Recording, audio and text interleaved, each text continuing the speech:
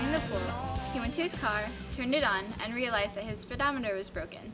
So as not to exceed the speed limit, he went a certain distance at a certain amount of time at a constant velocity. This way he didn't exceed the 10-mile-an-hour speed limit. And we can find the average velocity.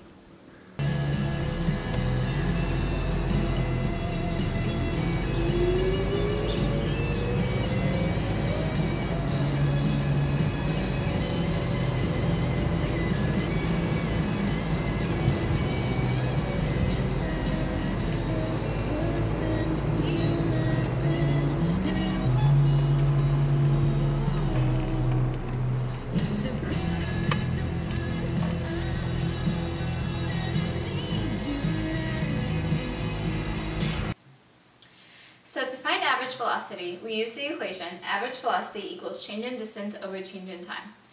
Since Timmy had already accelerated to his desired speed, we can start recording the distance and time at when he was going at a constant velocity.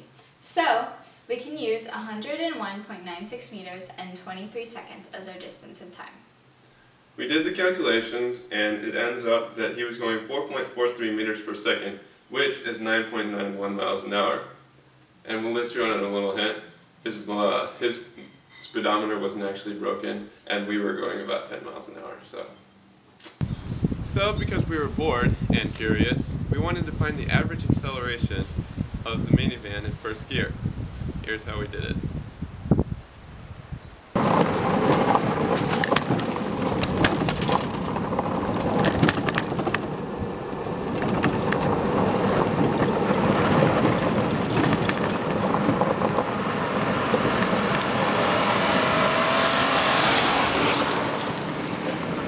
So, to find the average acceleration of the van in first gear, we use the equation average acceleration equals change in distance over change in time squared. So, our distance was 406 feet, or 123.7 meters, and our time was 10.61 seconds. So, we plugged it in, and we found that the average acceleration was 1.1 meters per second squared. The other day, I sent Brandon a text message. It just so happened that I was driving with Timmy at the time. It took me about 3 seconds to read the text message, and then when I looked over at Timmy, he was very unhappy. So, because Timmy doesn't like texting while driving, we calculated how far Brandon went while he was looking at the text message, because Brandon didn't think it was that big of a deal. Let's see how far he went.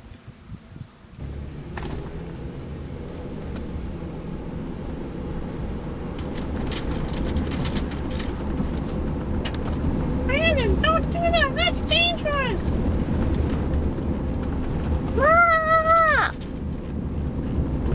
So, to find the distance that I traveled in 3 seconds while I looked at my phone, we use the equation d equals vit plus 1/2 at squared.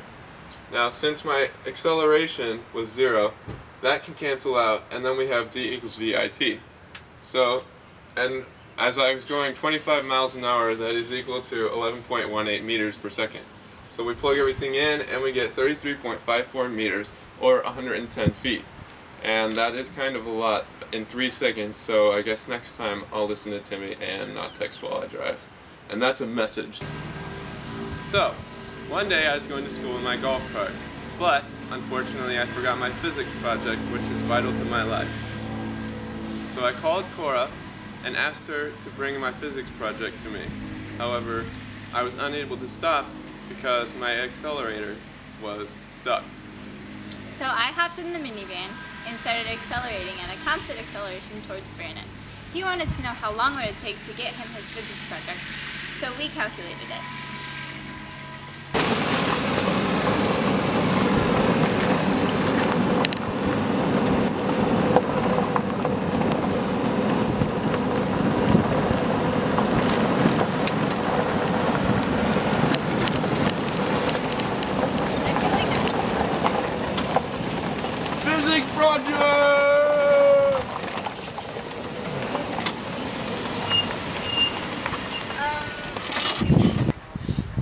After Brandon forgot his physics project, we found the top speed of the golf cart, which turned out to be 12 miles per hour, which is equal to 5.36 meters per second.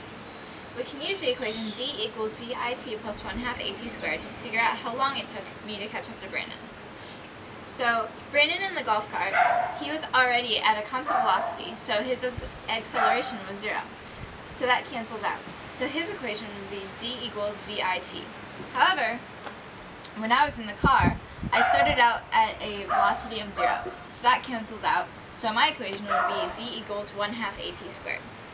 Since the distances that we traveled were the same, we could set the equations equal to each other right here.